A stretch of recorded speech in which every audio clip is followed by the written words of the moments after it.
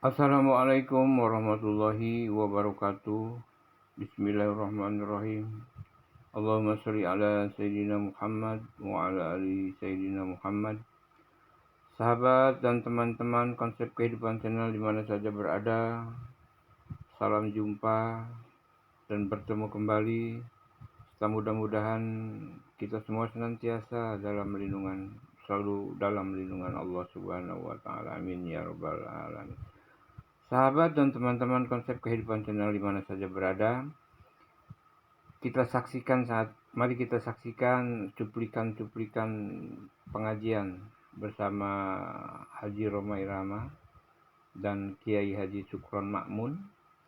Di sini Kiai Sukron Makmun memperingatkan kepada Bang Haji Roma Irama tentang bahayanya Zionis atau orang yang akan merusak agama dan bangsa kita dengan cara-cara adu domba, dengan cara-cara politik yang licik.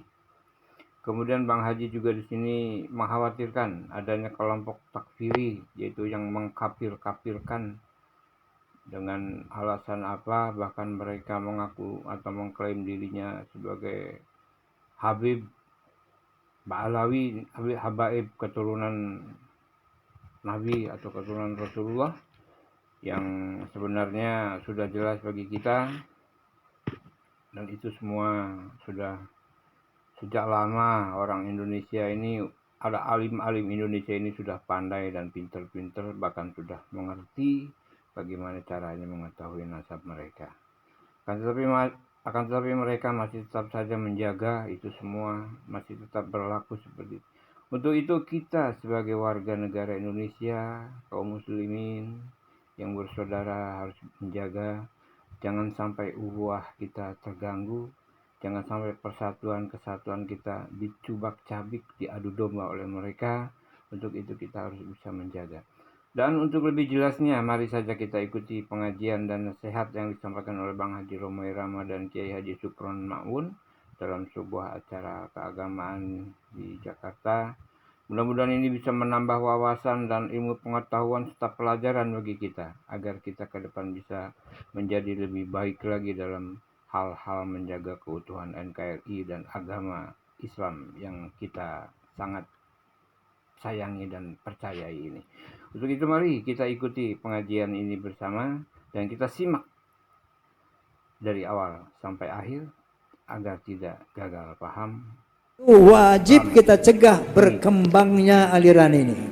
Ini harus kita lakukan agar di Indonesia, negara yang kita cintai ini, tidak ada lagi bibit-bibit yang akan memecah belah umat, memecah belah bangsa.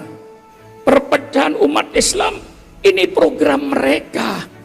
Jadi kalau orang Islam itu pecah, mereka ketawa sambil mendatangin kepada kedua belah pihak, dipanas-panasi untuk saling kafir mengkafirkan supaya berantem. Dan kalau sudah tahu program Zionis internasional at-tafriq bainal muslimin, mengapa kita mau diadu? Kita harus tahu, ulama harus tahu dan harus mengerti supaya kita tidak bikin pecah belah ini. Jadi kalau ada perselisihan di dalam Islam, pasti mereka kaum Zionis itu masuk pada kedua kelompok yang berbeda paham, masuk ke satunya, dia memanas-manasi lawan itu, masuk ke kelompok satunya, itu tidak benar, lawan itu. Itulah pekerjaan kaum Zionis. Kiai Haji Sukron Makmun akhirnya angkat bicara di hadapan Roma Irama menyikapi polemik yang menjurus ke perpecahan di tengah umat. Beliau berpandangan bahwa kaum Zionis sengaja mengadu domba umat untuk memecah kekuatan Islam. Mereka mencari-cari celah untuk menghancurkan Islam, kata Kiai Haji Sukron Makmun. Fahmi Tamami berkomitmen pertama untuk menjaga akidah Ahlus Sunnah wal Jamaah. menjaga masjid-masjid dan musola dari intervensi kelompok takfiri ini.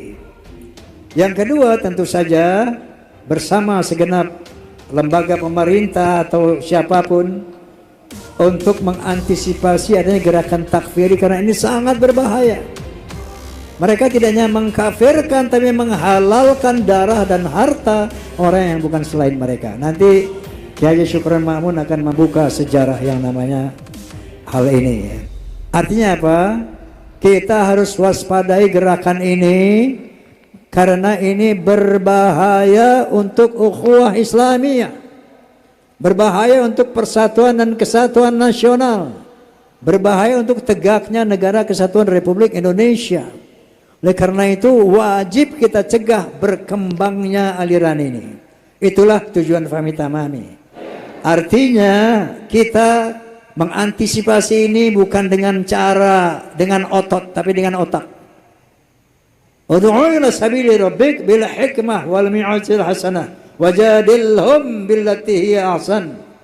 Kita saling menasihati dengan cara yang baik, menyeru kepada Allah dengan cara yang baik, bukan dengan mengkafir-kafirkan, memurtadkan dan sebagainya, dan berdebat dengan mereka bil science, dengan argumen dan dengan cara yang terbaik.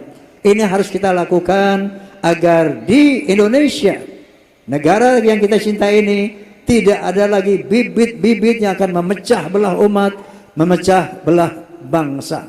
Amin Allahumma amin. Ini orang barat tahu ini. Ketika menghadapi umat Islam dalam perang salib itu, mereka mengetahui, sehingga mereka merubah taktiknya. Sekarang kita menghadapi umat Islam tidak semata-mata dengan kekuatan senjata, robah politiknya. Akhirnya mereka berbondong-bondong dari Eropa memasuki Timur Tengah untuk mempelajari Islam. Itulah yang namanya dalam bahasa Arabnya al-mustasyrikun, dalam bahasa Latinnya orang-orang orientalis. Mereka berbondong-bondong ke Timur Tengah mempelajari bahasa Arab, mempelajari Al-Quran, tapi tujuan mereka bukan untuk memperkuat Islam, tapi untuk mencari celah-celah di mana Islam ini bisa dihancurkan dengan ajarannya. Maka program pertama kaum Zionis adalah warsus sukuk fi qulubil mu'minin.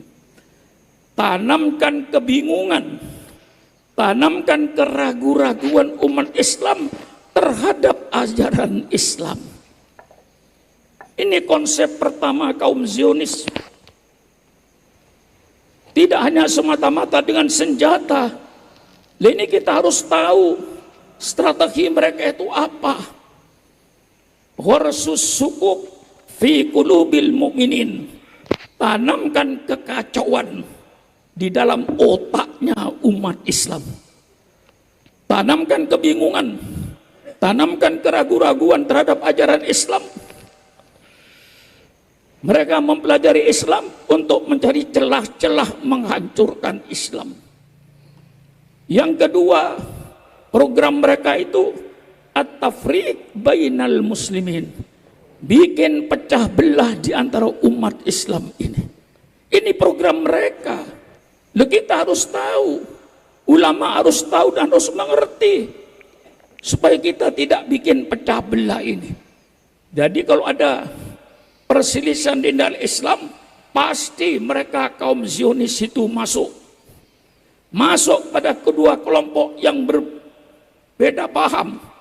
Masuk ke satunya, dia memanas-manasi lawan itu.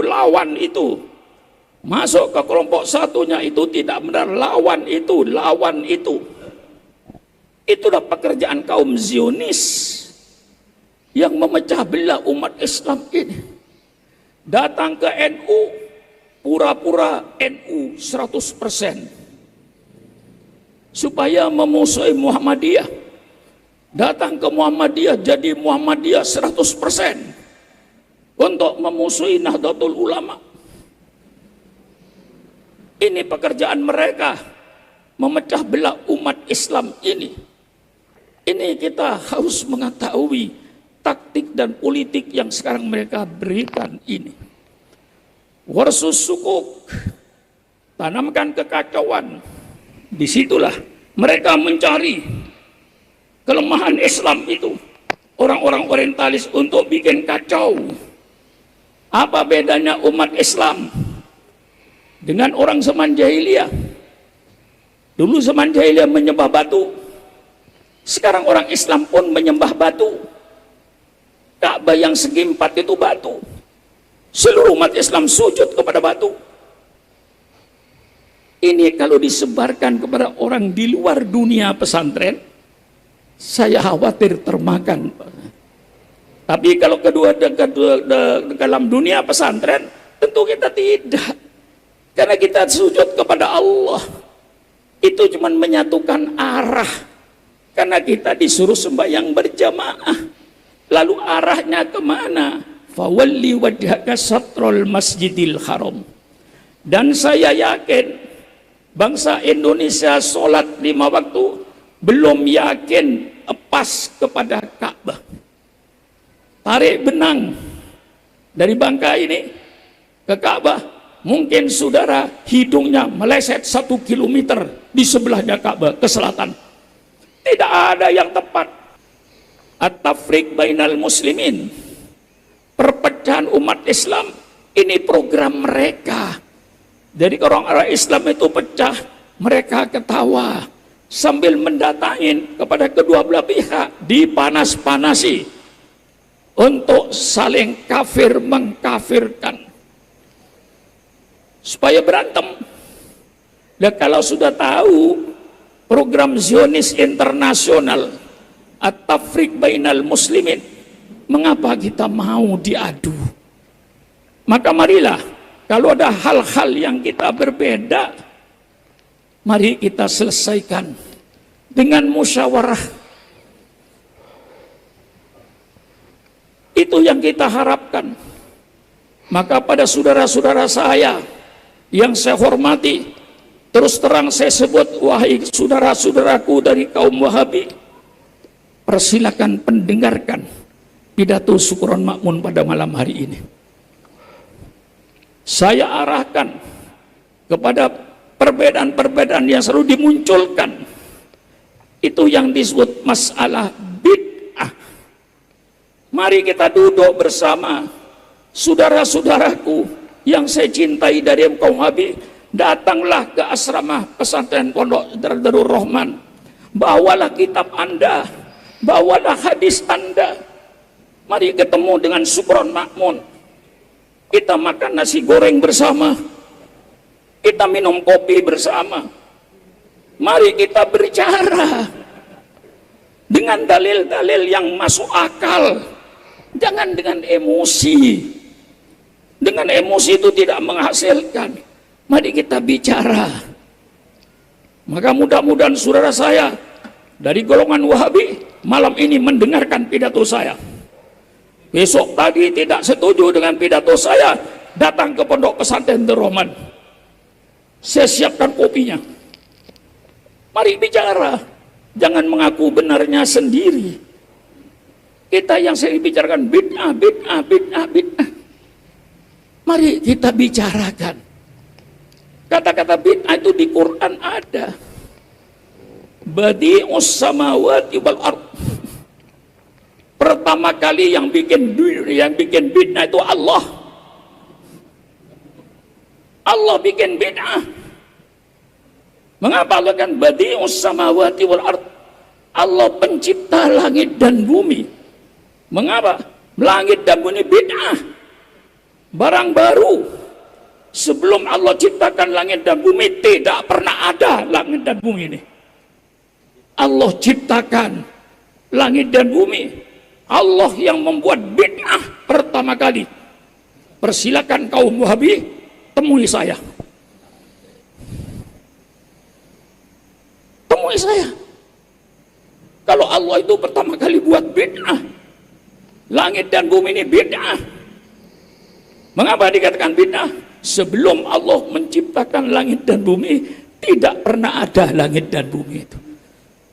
baru ada setelah Allah ciptakan. Maka di dalam Al-Quran badi'us ismul fa'il lil mubalawah. Badi'us samawati wal ardh.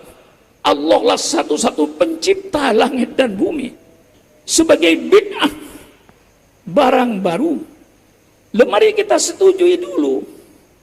Lalu dalam istilah agama kita, bid'ah itu sesuatu yang tidak ada pada zaman Rasulullah, kemudian ada. Jadi bid'ah itu sesuatu yang baru yang tidak ada pada zaman Rasulullah. Itu namanya bid'ah. Kami ahli sunnah wal jamaah setuju. Betul itu kaidah bid'ah. Barang baru yang tidak ada pada zaman Rasulullah kemudian sekarang ada. Pertanyaannya, pakai logika yang sehat, apakah segala barang yang baru pasti jeleknya? Tolong, Kiai Umar jawab. Apakah semua barang baru yang tidak ada zaman Rasulullah sekarang ada? Apa pasti jeleknya?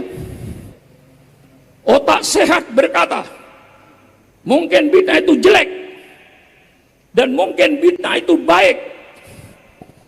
Tidak terlepas itu.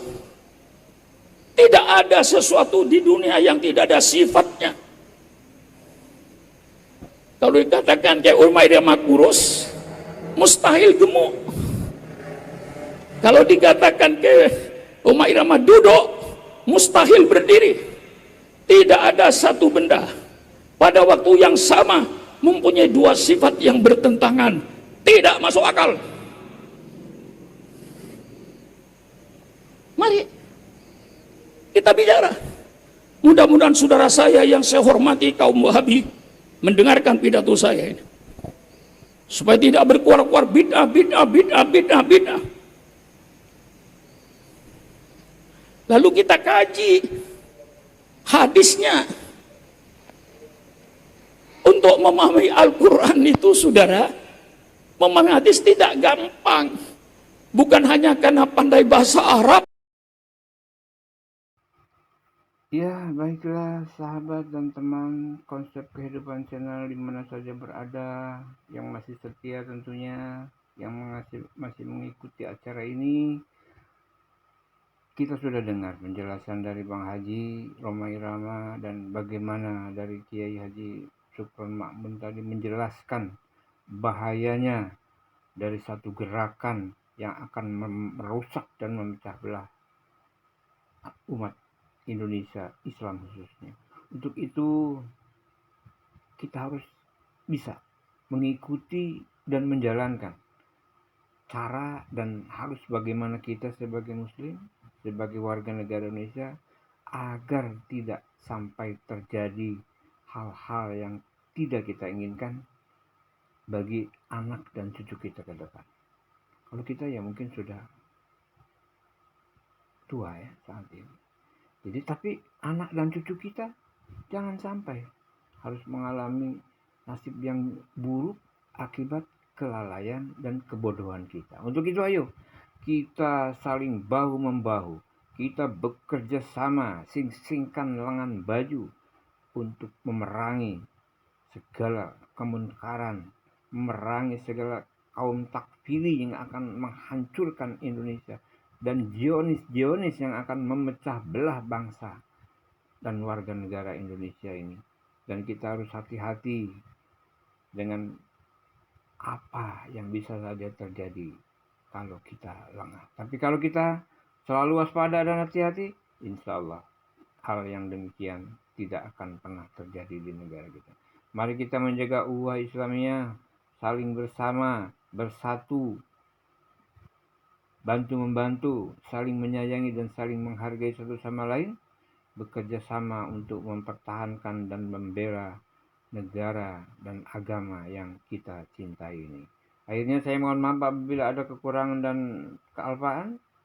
Wabillahi taufiq wa hidayah. Wassalamualaikum warahmatullahi wabarakatuh.